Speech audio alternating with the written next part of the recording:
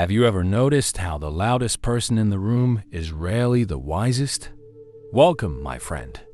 What I'm about to share with you today might completely transform how you handle the most challenging people in your life. Think about the last time someone made you feel small. The coworker who constantly interrupts you. The relative who always needs to one-up your stories. The friend who can't stop bragging. We all know these people. They fill every silence with noise because silence terrifies them. But what if I told you that your silence holds more power than all their words combined? Lean in closer. The ancient masters discovered something that most people never realize in their entire lives.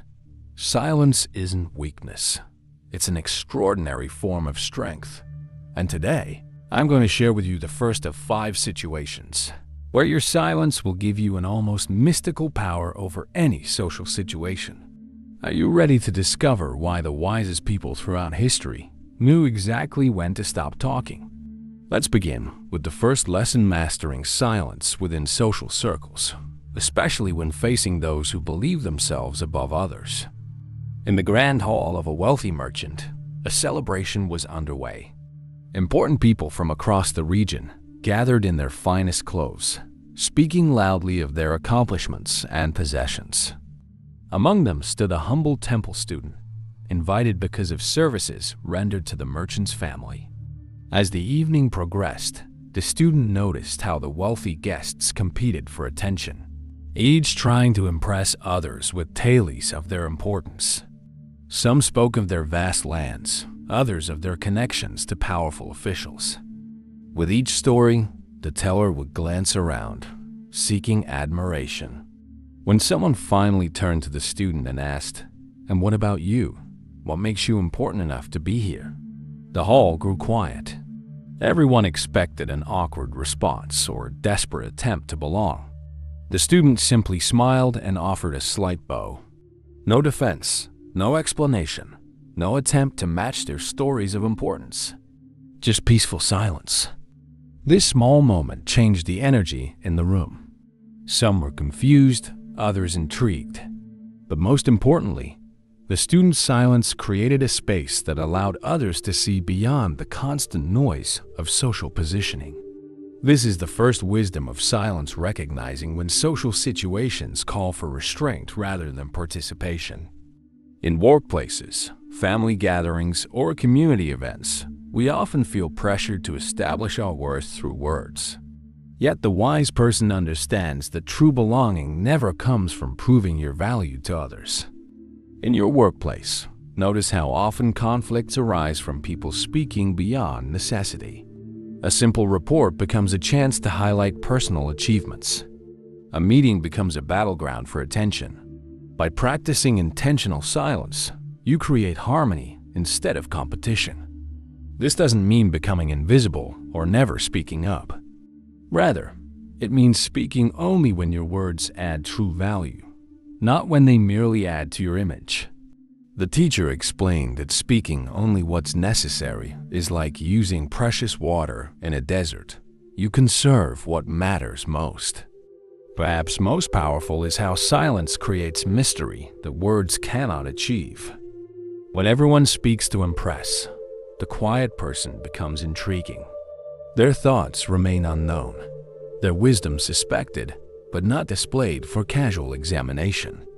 This uncertainty draws others naturally, making silence not a weakness, but a magnetic force. The wise understand that in a world where everyone rushes to reveal everything about themselves, the person who maintains thoughtful silence holds a power that talkers never discover. This silence becomes not empty absence, but meaningful presence, as still point in the turning world of social status as superficial connection. Now, let's move to our second wisdom of silence. The morning sun shone through paper windows as workers gathered in a busy workshop. Craftsmen carved wood, mixed paints, and assembled beautiful furniture for the governor's new home. The deadline was tight, and tension filled the air. 2 workers disagreed about the best way to finish a particular table. Their voices grew louder, each believing they knew better. others stopped their work to watch. The master craftsman, who had been quietly sanding a chair leg nearby, set down his tools and approached. Everyone expected him to settle the argument with his superior knowledge. Instead, he simply picked up his tools and began working on the disputed table, demonstrating the technique without a single word of instruction or rebuke. His silence spoke volumes. The arguing workers watched, then quietly returned to their tasks. The conflict dissolved without harsh words that might have created lasting resentment. In any workplace, words carelessly spoken can create wounds that take years to heal. The skilled craftsman understands that relationships with colleagues matter more than proving who is right in any single moment. This doesn't mean avoiding necessary conversations. It means choosing when and how to have them. When someone criticizes your work unfairly, pause before defending yourself. When tension rises during a project, silence creates the space for emotions to settle before solutions can emerge. When someone takes credit for your idea, remember that a moment of restraint now may prevent a permanent divide later. True wisdom in professional relationships comes from understanding that your words, once spoken, continue to echo long after you've forgotten them. Each unnecessary criticism, hasty judgment, or defensive reaction creates tiny cracks in the foundation of trust you've built with others. The teacher once said, "Before you speak in your place of work, ask yourself 3 questions. Is it true? Is it necessary? Is it kind?" If your words cannot pass all 3 gates, perhaps today is the day for silence. Our third wisdom takes us to a village council meeting held under the spreading branches of an ancient tree. Elders gathered to discuss a water shortage affecting everyone. The village headman opened the meeting, and immediately, hands shot up. Everyone had something to say. One villager spoke at great length about how his grandfather had predicted such a drought. Another detailed exactly how the shortage affected his particular field more than others. A merchant listed all the ways the council had failed in the past. A young farmer proposed solutions but wrapped them in unnecessary stories and complaints. Among them sat an old gardener who had tended the village plants for decades. He listened carefully to each speaker, his weathered hands folded in his lap. When finally asked his opinion, he spoke just 10 words. "Dig deeper wells near the North Rocks. Water flows there." The council fell silent. No personal stories. No complaints. No self-promotion. Just the solution, nothing more. That evening, as villagers began digging where the gardener had suggested, water indeed appeared. The headman later asked the gardener how he had known where to find water when experts had failed. "When you speak only what is necessary," the gardener replied, "you have time to observe what others miss." This is our third lesson in silence, the art of speaking only what truly needs to be said. In a world that rewards those who speak the most, wisdom often hides in those who speak the least. Think of words as precious coins from your life's treasure. Would you throw coins into a river just to hear the splash? Each unnecessary word we speak spends energy that could be directed toward understanding. The teacher explained this using the image of a cup. If your cup is already full of your own words, he would say, how can it hold anything new? By keeping your words few and meaningful, you create space to truly hear others, space to see what's happening beneath the surface, and space for your own wisdom to deepen. When everyone is busy filling the air with noise, the one who speaks briefly and to the point becomes the voice that everyone remembers. This practice requires watching your speech for hidden motives. Do you speak to be helpful or to be seen as helpful? Do you speak to share knowledge or to be known as knowledgeable? When these distinctions become clear, unnecessary words naturally fall away. Our fourth wisdom brings us to a small tea house at the edge of the forest. For decades, people traveled from distant places just to experience tea prepared by the elderly owner. No one quite understood why his tea tasted better than any other. Many visitors would ask the tea master about his secret techniques. Some offered gold for his recipe. Others tried to trick the information out of him with clever questions.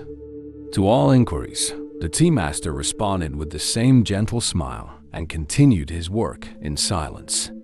He never explained his methods or defended his approach. His silence created a space that no words could fill. A young apprentice who had been accepted to learn from him expected to receive detailed instructions and explanations. Instead, day after day, the master simply prepared tea while the apprentice watched. When the apprentice asked questions, the master would often respond, "Just watch the water. Just feel the leaves." After 3 years of observing and frustration, something shifted in the apprentice. One morning, as sunlight filtered through the windows, he suddenly understood what he had been missing. The secret was not in any technique that could be explained with words. It was in the quiet attention the master gave to each tiny movement, each subtle change in the water and leaves. "If I had told you," the master finally spoke, "you would have only heard my words, not discovered the truth yourself." Some knowledge lives in the space between words. This is our fourth wisdom, the power of silence to create mystery. In a world where everyone rushes to explain themselves, there is magnetic power in what remains unexplained. The teacher often reminded students that nothing kills wonder faster than too much explanation. The stars lose their magic when reduced to burning gas. Love loses its power when analyzed too thoroughly. Some mysteries are meant to be lived, not solved. Our fifth and final wisdom takes us high into the mountains where the air grows thin and the world below seems distant. A traveler had been walking for many days, climbing steep paths and crossing cold streams. This wasn't an ordinary journey. The traveler was running away from a life that had become unrecognizable. Once a respected advisor to wealthy merchants, the traveler had gradually lost touch with what truly mattered. Year after year, chasing success and recognition had created a stranger in the mirror. One morning, after a sleepless night, this traveler had simply walked away from everything. On the 7th day in the mountains, a storm forced the traveler to seek shelter in a small cave. For 3 days, howling winds prevented any movement outside. There were no books to read, no people to impress, no tasks to complete, just the sound of rain and wind and the growing sound of the traveler's own thoughts. At first, these thoughts were uncomfortable. Regrets surfaced. Fears appeared. Questions without easy answers demanded attention. The traveler tried to distract himself by planning what to do after the storm, but the cave silence was persistent. By the 3rd day, something began to change. As the endless mental chatter finally exhausted itself, a deeper silence emerged, not empty, but full of something that had been buried under years of noise. The traveler remembered a childhood dream, a forgotten promise, the simple joy of watching clouds that had once been enough. When the storm finally passed, the traveler emerged different, not because of finding something new, but because of finding what had always been there beneath the noise. This is our 5th wisdom, the transformative power of silence when we've lost connection with ourselves. In our busy lives, we often become strangers to our own hearts. External voices, society's expectations, others' opinions, constant information can drown out our inner voice until we forget what it sounds like. Silent moments create the space for this remembering. When you feel lost or confused about your path, when decisions don't feel right, even though they make sense, when success feels empty, these are signs that you've drifted from your true self. The simple practice of sitting in silence, even for a few minutes each day, creates a doorway back. No special technique is needed, just a willingness to be still and listen to what emerges when you stop filling every moment with noise and activity. The teacher compared this to a muddy pond. When you stop stirring the water, the mud slowly settles and you can see all the way to the bottom. My friend, We've journeyed together through these 5 powerful situations where silence offers its greatest gifts. From social settings to the workplace, from speaking only what's necessary to creating mystery, and finally to finding our way back to ourselves, each silence holds a different kind of magic. But here's a truth I've learned over many years of sharing these ancient wisdoms. Knowing is only the beginning. The real transformation happens when you begin to practice. Tomorrow, I invite you to try just one of these silences. Notice what changes. Notice what you discover when you create that space in your life. If these teachings have touched something in you today, please help them reach others who might benefit from them. Subscribe to our channel so we can continue this journey together through more wisdom stories that have stood the test of time. And if you know someone who might be struggling with any of these 5 situations, perhaps a friend overwhelmed by workplace drama, or a loved one who has lost touch with their true path, share this video with them. Sometimes the greatest gift we can offer is the wisdom that has helped us. Until next time, remember that in a world that never stops talking, your mindful silence speaks volumes. Thank you for walking this path with me today.